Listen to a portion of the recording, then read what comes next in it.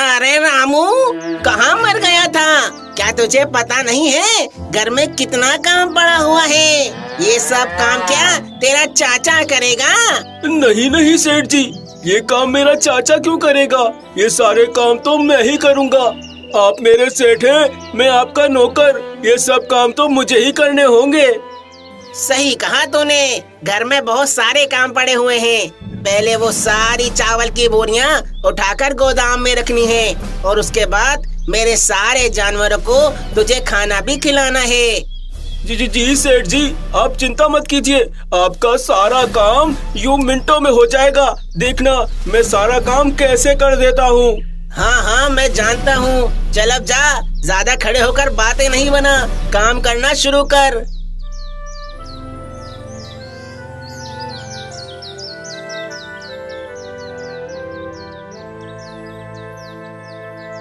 अरे बाप रे, लगता है सारे साल की बोरियां सेठ जी ने आज ही मंगा ली।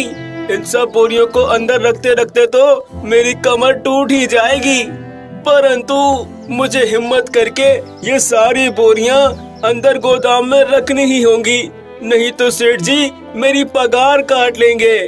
हे ऊपर वाले, मुझे हिम्मत दे, मैं ये सारी बोरियां अंदर रख पाऊं। रामू एक एक करके वो चावल की बोरियां उठाने लगता है और उन्हें गोदाम की तरफ ले जाने लगता है।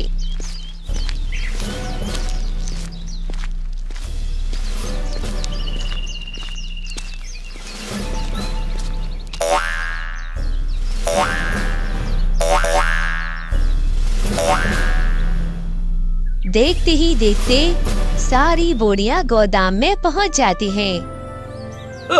शुक्र है सारी चावल की बोरियां सही सलामत गोदाम में पहुंच गईं, परंतु मेरी कमर में अब बहुत दर्द हो रहा है। लेकिन मैं अभी रुक नहीं सकता, मुझे अभी सेठ जी की बकरियों को खाना भी खिलाना है। रामू एक ईमानदार व्यक्ति था, बस वो थोड़ा गरीब था, इसी कारण वो सेठ के घर काम करता था।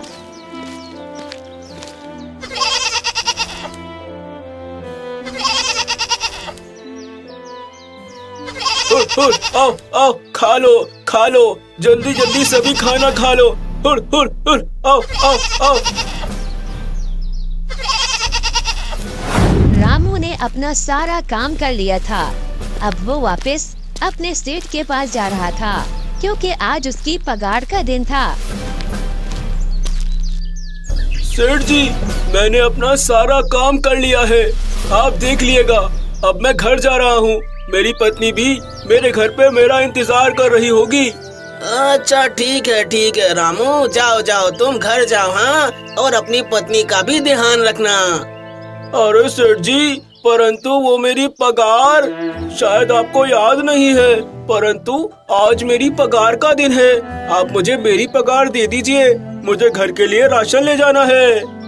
रामू, मैंने तेरी पगार बहुत संभाल कर रखी थी, बस कुछ खर्चों की वजह से तेरी वो पगार खर्च हो गई। पर तू चिंता मत कर, आने वाले 5-6 दिनों में तू मुझसे पगार ले लेना। सेठ जी, परंतु मेरे घर पर भी बहुत सारे खर्चे हैं, मैं अपने घर के खर्चे कैसे चलाऊंगा? आप मुझे पगार दे दीजिए ना। देखिए, आपके पास कुछ पैसे तो पड़े ही होंगे। रामू, मैंने तुझसे कहा ना, मेरे पास तेरी पगार नहीं है, तेरी पगार मुझसे खर्च हो गई। अब जा यहाँ से, मेरा दिमाग खराब मत कर। वैसे भी तेरे जैसे नौकर मुझे यहाँ बहुत मिल जाएंगे। अच्छा होगा तू यहाँ से चुपचाप चला जा, मैं कह रहा हूँ, तेरी पगार मैं तुझे दे दूंगा। अच्छा ठीक है सेठ जी, आप मुझे काम से मत निकालिएगा। ठीक है, आप 5 दिनों के अंदर अंदर मेरी पगार मुझे दे दीजिएगा, मुझे घर पर बहुत काम है। पगार न मिलने के कारण रामू बहुत उदास हो जाता है और वहाँ से अपने घर की तरफ चल देता है।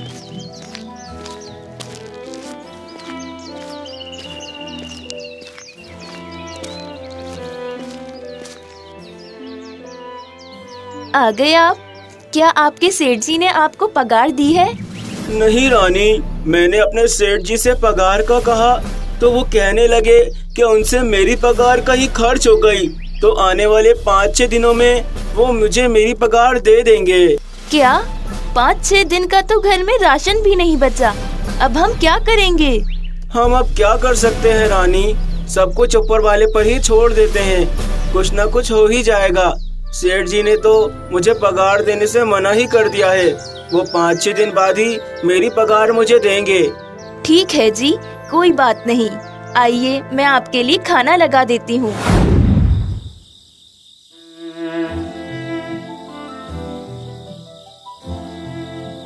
ये थोड़े से दाल चावल ही बचे थे, मैं आपके लिए ले आई। हाय रे, अब तो घर में सारा राशन भी खत्म हो चुका है। ना जाने अब क्या होगा। हे ऊपर वाले, अब तू ही मेरी मदद कर। आप चिंता मत कीजिए, सब ठीक हो जाएगा। अगर मेरे सेठ जी हर महीना मुझे सही समय पर पगार दे दें तो मेरे घर के हालात भी ठीक हो जाएं। परंतु यहाँ तो नौबत ये आ गई है कि घर में खाने को भी नहीं है। पूरे 5 दिन बीत चुके थे। रामू अभी भी उदास था और वो उदास दिल से अपने सेठ के पास नौकरी के लिए जा रहा था। आज 5वां दिन है। सेठ जी ने मुझसे वादा किया था कि 5 दिन के अंदर अंदर मुझे मेरी पगार दे देंगे। मैंने ये 5 दिन तो कुछ न कुछ करके गुजार लिए, परंतु अब आगे मेरा गुजारा होना मुश्किल है। आज बस सेठ जी मुझे मेरी पगार दे दें तो सब कुछ एकदम ठीक हो जाएगा। फिर मुझे कोई भी चिंता नहीं रहेगी। रामू सेठ के घर आता है और मेहनत से अपना काम करने लगता है। सेठ जी, आज 5वां दिन है। आपने मुझसे कहा था कि आज के दिन आप मुझे मेरी पगार दे देंगे। लाइए, मुझे मेरी पगार दीजिए। अरे रामू, जरा सब्र कर। एक छोटी सी दिक्कत है। वो परसों तेरी भाभी है ना, वो सीढ़ियों से गिर गई तो उसकी टांग पर गहरी चोट लग गई। उसमें तेरी पगार के सारे पैसे दोबारा से खर्च हो गए, तो मैं इस बार भी 5-6 दिन बाद तेरी पगार दे पाऊंगा। अभी तो मेरे पास सारे के सारे पैसे ही खत्म हो गए हैं। पर सेठ जी, आपने मुझसे वादा किया था कि आप मुझे 5 दिन के अंदर अंदर पगार दे दोगे। मुझे भी बहुत जरूरत है। अरे रामू, तू समझ, तेरी भाभी को अस्पताल भी तो ले जाना था। वहाँ इतने पैसे लग गए कि मैं तेरी पगार जुटा ही नहीं पाया। वो सारे पैसे वहीं खर्च हो गए। तो अब मैं क्या कर सकता हूँ? सेठ जी, बुरा मत मानिएगा। मैं आपका सारा काम इतनी मेहनत से करता हूँ, सही समय पर आपके पास आ जाता हूँ, परंतु आप फिर भी मुझे मेरी पगार सही समय पर कभी नहीं देते हैं। देख रामू, मैं तुझे कब से प्यार से समझा रहा हूँ, परंतु तुझे मेरी बात समझ नहीं आ रही लगता है। मेरे पास नौकरों की कोई कमी नहीं है। मैं चाहूँ ना, तेरे जैसे 1000 नौकर लाकर खड़े कर सकता हूँ। मैंने तुझे साफ साफ बता दिया है, मेरे पास अभी तेरी पगार के लिए पैसे नहीं हैं। 5-6 दिन बाद आना, मैं तुझे तेरी सारी पगार दे दूंगा। ठीक है सेठ जी, जैसी आपकी इच्छा, बस मुझे मेरी पगार दे दीजिएगा। रामू बहुत उदास होकर वहाँ से चला जाता है। उसके समझ नहीं आ रहा था कि अब वो क्या करे। हे ऊपर वाले, अब मैं क्या करूं? घर भी जा नहीं सकता। घर में जरा सा भी भोजन नहीं बचा है। मेरी पत्नी मेरा इंतजार कर रही होगी। वो सोचती होगी मैं राशन लेकर घर पर आ रहा हूँ, परंतु घर पे तो पकाने के लिए कुछ भी नहीं है। अब तू ही मेरी मदद कर। तभी रामू को एक मुर्गी नजर आती है। अरे वाह, इस मुर्गी को पकड़कर ले जाता हूँ। इसे बनाकर आज रात के भोजन का इंतजाम हो जाएगा। यही सोचकर रामू उस मुर्गी के पीछे भागने लगता है। मुर्गी भी रामू को देखकर उससे दूर भागने लगती है। तभी भागते भागते रामू का पैर फिसल जाता है और वो लुढ़कते लुढ़कते एक बड़े से गड्ढे में गिर जाता है। बचाओ! रामू के उस गड्ढे में गिरते ही वो गड्ढा बंद हो जाता है। तभी रामू देखता है कि उसके सामने हर तरफ खजाना ही खजाना है। अरे बाप रे, ये मैं कहाँ आकर गिर गया? यहाँ तो हर तरफ खजाना ही खजाना है। लगता है मैं किसी शाही जगह आ गया हूँ। तुम गलत हो मनुष्य। तुम एक बहुत ही नायाब आदमी हो, तभी तुम्हें इस गुफा का द्वार सबसे पहले दिखा है और अब से इस गुफा का सारा खजाना तुम्हारा हुआ। मैं बरसों से इस गुफा के अंदर ही फंसा हुआ हूँ। मुझे आदेश था जो भी व्यक्ति सबसे पहले इस गड्ढे में गिरे, ये सारा का सारा खजाना मैं उसे सौंप दूं। क्या? एक बोलने वाला पत्थर? हाय रे, आज ये सब क्या हो रहा है? मुझे तो कुछ समझ ही नहीं आ रहा। मनुष्य, तुम्हारे सामने जो ये कागज पड़ा है, ये इस गुफा का द्वार है। इसके जरिए तुम इस गुफा में आ जा सकते हो। तुम चाहो तो ये सारा खजाना इस द्वार के जरिए अपने साथ ले जा सकते हो। अब से ये सारा खजाना तुम्हारा हुआ। क्या? ये सारा का सारा खजाना अब से मेरा हुआ? परंतु मैं इस कागज के जरिए अपने घर तक कैसे पहुंचूंगा? तुम ये कैसी बातें कर रहे हो? अरे, तुम्हें जितना भी खजाना लेना है उसे उठाकर इस कागज पर कूद जाओ। ये एक विशेष द्वार है। ये तुम्हें तुम्हारे घर तक और तुम्हारे घर से तुम्हें इस गुफा तक पहुंचा सकता है। अरे वाह, क्या मैं सपना देख रहा हूँ या ये सब कुछ मेरे साथ सच में हो रहा है? तुम्हारा बहुत धन्यवाद बोलने वाले पत्थर। मुझे इन पैसों की बहुत जरूरत थी। मैं थोड़ा सा खजाना ले जा रहा हूँ। रामू खजाना लेकर उस कागज पर कूदता है तो वो अपने घर में पहुंच जाता है। डरो मत रानी, मैं ही हूँ तुम्हारा पति। बस आज मैं थोड़े अलग रास्ते से घर आया हूँ और ये देखो मुझे क्या मिला, इतना सारा खजाना।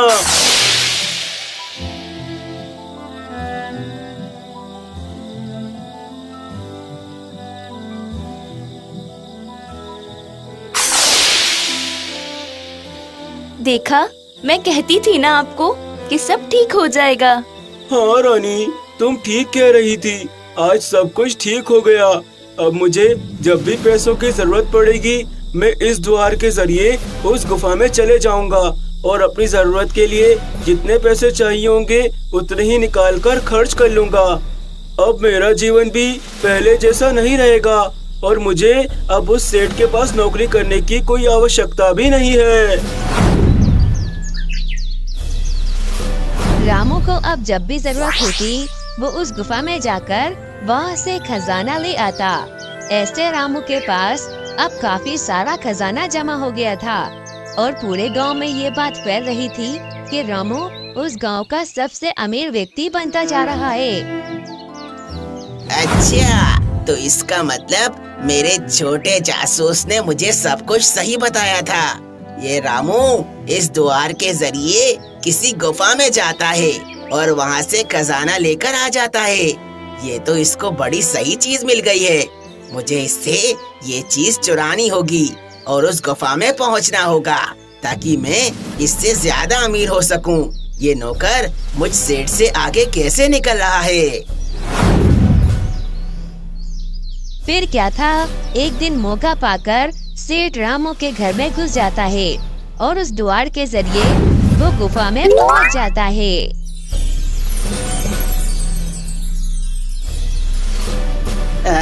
अरे वाह, इतना सारा खजाना! ये सारा खजाना अब से मेरा हुआ। मैं उस रामू को दिखा दूंगा कि मैं उसका सेठ हूँ और वो मेरा नौकर। रानी, मुझे लगता है हमने अपनी जरूरत से ज्यादा सोना उस गुफा से निकाल लिया है। अब अगर और सोना निकाला तो ये अच्छा नहीं होगा। ऐसे हमारी पैसों की लालच बढ़ जाएगी। इसीलिए मैं चाहता हूँ कि मैं ये द्वार हमेशा हमेशा के लिए बंद कर दूँ। आप ठीक कह रहे हैं जी। तो फिर ठीक है रानी, मैं इस कागज को जला देता हूँ ताकि कोई भी बुरा व्यक्ति इस गुफा में पहुँच ना पाए और ये द्वार हमेशा हमेशा के लिए बंद हो जाए। रामू उस कागज को जला देता है जो उस गुफा का द्वार था। बस इसी वजह से वो सेठ उस गुफा में ही फंस जाता है क्योंकि उस गुफा का द्वार अब बंद हो चुका था। ये क्या हुआ? ये गुफा का द्वार अचानक से बंद कैसे हो गया? मैं अब इस गुफा से बाहर कैसे निकलूंगा? ये सारा खजाना लेकर मुझे बाहर जाना है।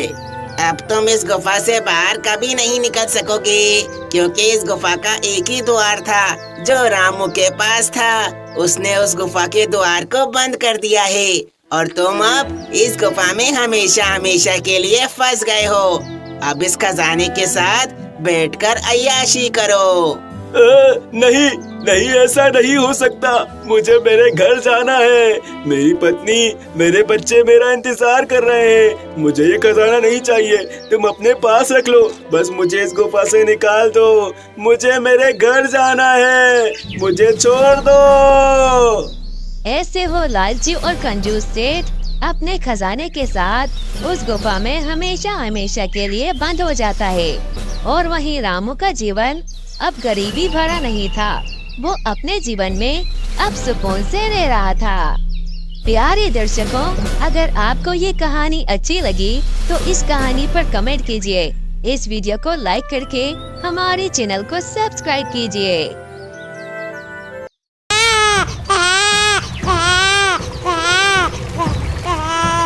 अपने बच्चे को बचाने के लिए मुझे इसे नदी में बहाना ही होगा। अगर उस दुष्ट राजा ने मेरे इस बच्चे को देख लिया तो वो इसे भी मार डालेगा।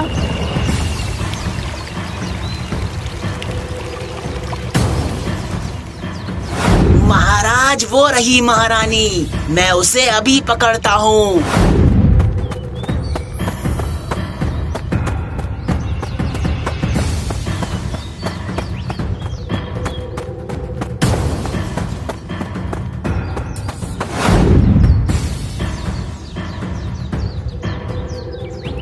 मुझसे बचकर कितना भागोगी? मैंने तुम्हें पकड़ ही लिया।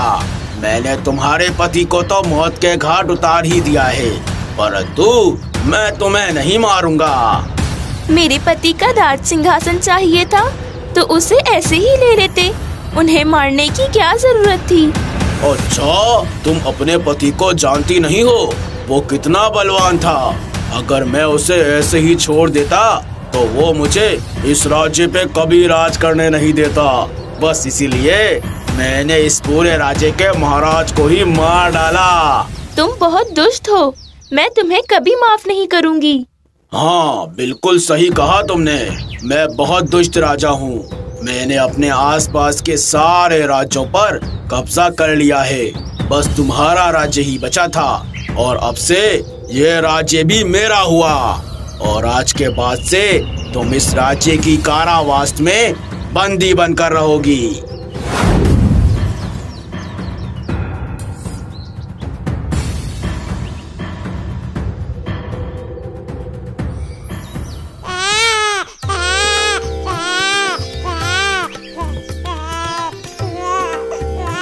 अरे, ये बच्चा किसका है? ये तो नदी में बहता हुआ मेरे पास आ गया, परंतु इसे नदी में बहाया किसने होगा?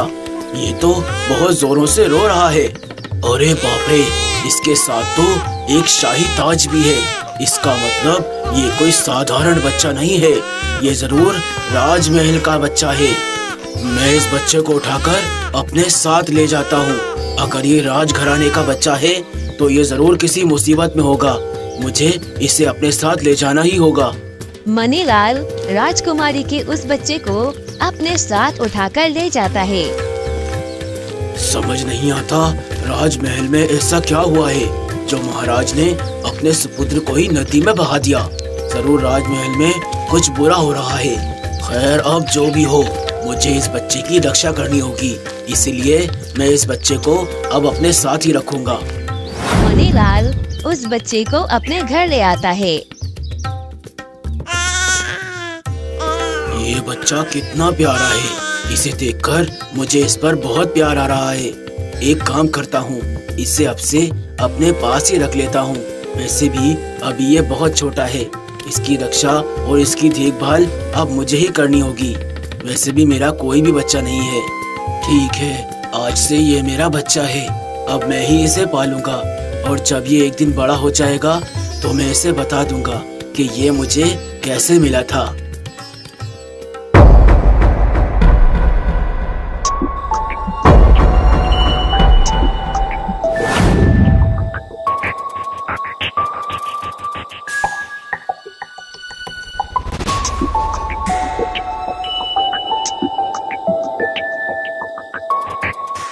सोते रहो दुष्ट राजा, सोते रहो।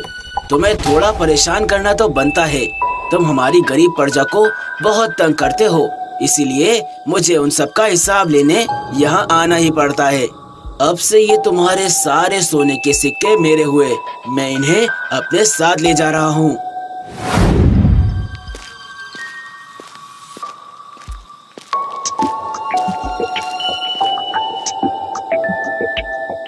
ये क्या, तू फिर राजमहल में चोरी कर कर आया है बेटा?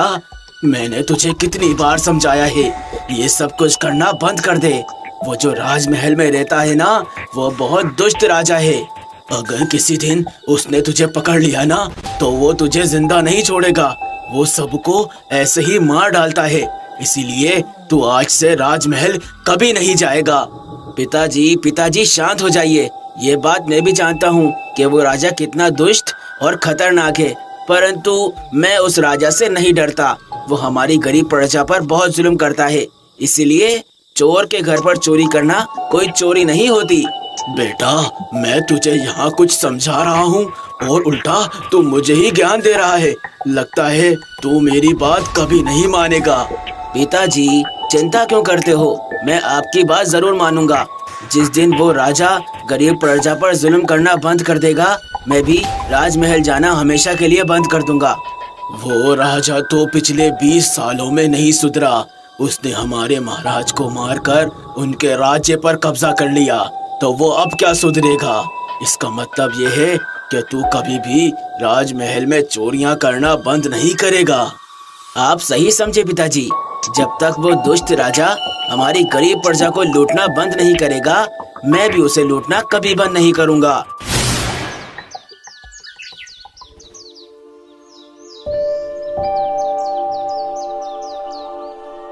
माँ जी, ये लीजिए।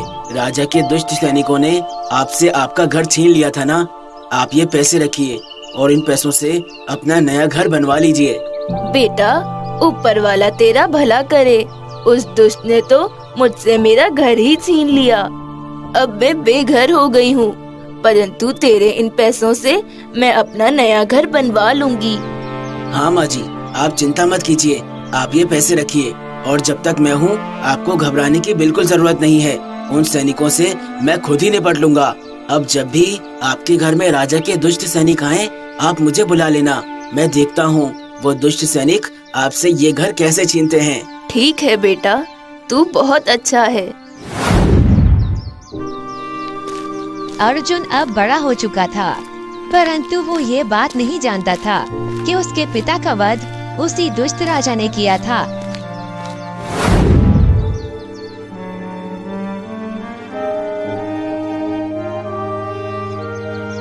क्या बस इतना ही? इतने में तो मेरी दाढ़ भी गीली नहीं होगी। तुम सभी से मिलकर भी इन गरीबों से माल निकलवाया नहीं जा रहा। महाराज, ये सब आपकी गरीब प्रजा है। इनके पास जितना धन होता है उसमें से आधे से ज्यादा धन तो हम आपके लिए ले जाते हैं। वो कहते हैं कि हम कोई धन रखकर अपना गुजारा भी तो करेंगे। अरे वाह, तुम तो बड़े दयालु हो। लगता है अगला महाराज तुम्हें ही बना देना चाहिए। अगर ऐसे उन गरीबों पर दया खाते रहोगे तो वो अपना सारा माल अपने घर में ही छुपा लेंगे और हमें फूटी कौड़ी नहीं मिलेगी।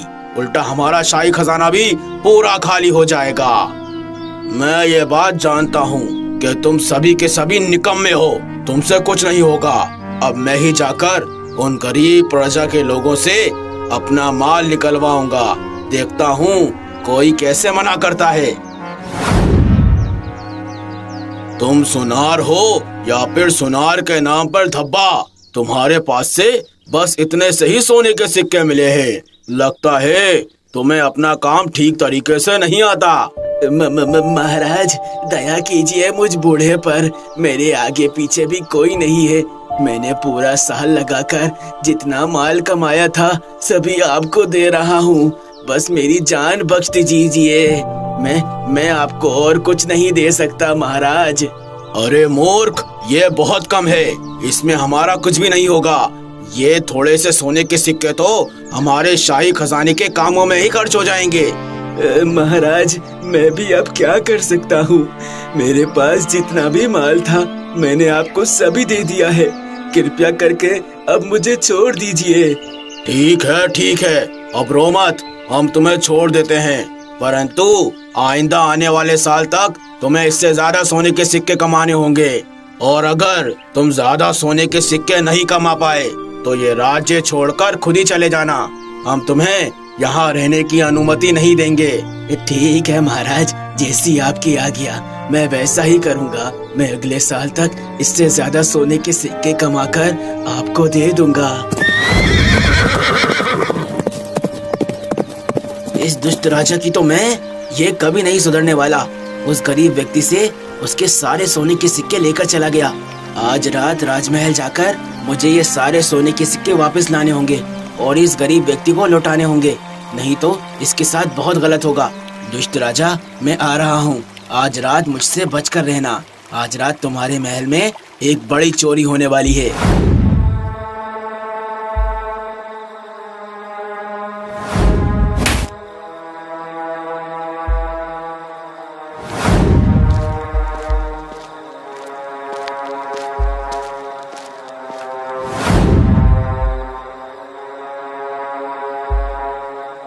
अरे, तुम तो राजमहल के नहीं लगते।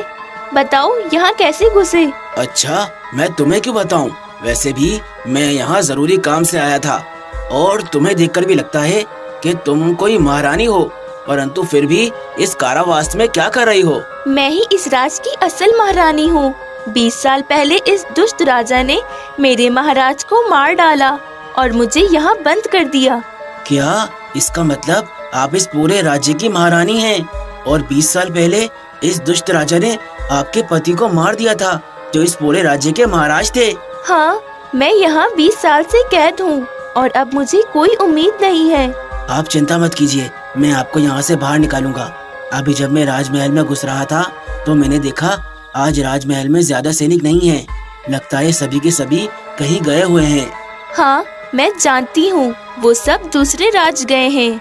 वहाँ उनकी दावत है, परंतु वो राजा आज नहीं गया क्योंकि वो बीमार है। अच्छा, फिर तो ये बिल्कुल ठीक मौका है उस राजा को सबक सिखाने का। अगर वो बीमार है तो वो हमारा मुकाबला भी नहीं कर पाएगा और बाकी सभी सैनिक भी दूसरे राज्य गए हुए हैं। जो थोड़े बहुत सैनिक होंगे उन्हें हम देख लेंगे। तुम ठीक कह रहे हो, हमें अभी उस पर हमला करना चाहिए। अर्जुन महारानी को कारावास से बाहर निकाल लेता है और वो दोनों छुपते छुपाते राजा के कमरे की तरफ जाने लगते हैं।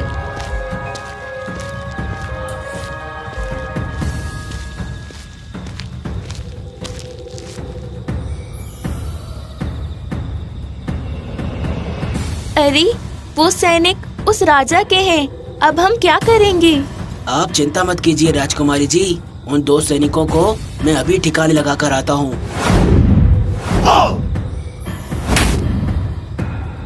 दोनों सैनिकों को ठिकाने लगाने के बाद अर्जुन और महारानी राजा के कमरे में घुस जाते हैं। उठ जाओ दुष्ट राजा, आखिर कब तक सोते रहोगे? अब मैं तुम्हें हमेशा के लिए सुलाने आया हूँ। अगर मेरा बेटा होता तो वो भी बिल्कुल अर्जुन जैसा होता।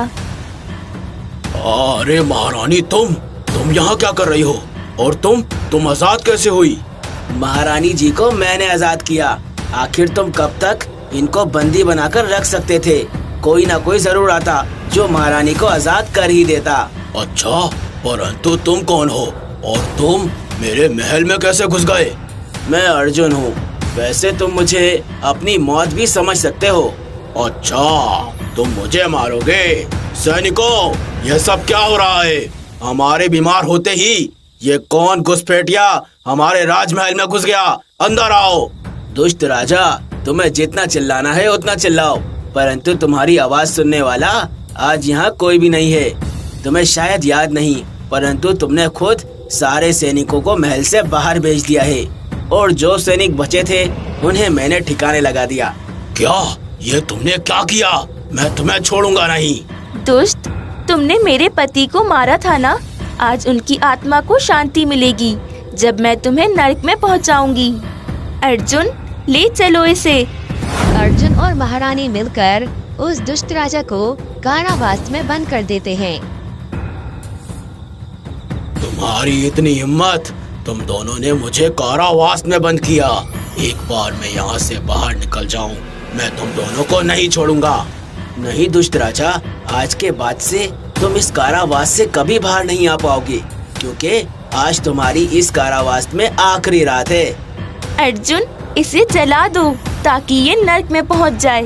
हाँ, नहीं नहीं, ऐसा मत करो अर्जुन, मुझे मत जलाना। मैं अपनी सारी गलतियों की माफी मांगता हूँ, मुझे माफ कर दो। महारानी, मुझे माफ कर दो। मैं यहाँ से बहुत दूर चले जाऊंगा। मुझे मत मारो, मुझे मत जलाओ। अर्जुन उस कारावास में आग लगा देता है और उस कारावास के अंदर वो राजा तड़प तड़प कर मर जाता है। बचाओ! उस दुष्ट राजा के मरने के बाद उस राज्य में सब कुछ पहले जैसे ठीक हो जाता है। महारानी को भी ये बात पता चल जाती है कि अर्जुन ही उनका असली बेटा है। उसके बाद महारानी अपने बेटे अर्जुन को उस पूरे राज्य का नया महाराज घोषित कर देती हैं। अर्जुन अब उस पूरे राज्य का महाराज था और वो ये बात अच्छे से जानता था कि महाराज होने का फर्ज क्या होता है। प्यारे दर्शकों, अगर आपको ये कहानी अच्छी लगी तो इस कहानी को लाइक कीजिए और हमारे चैनल को सब्सक्राइब कीजिए।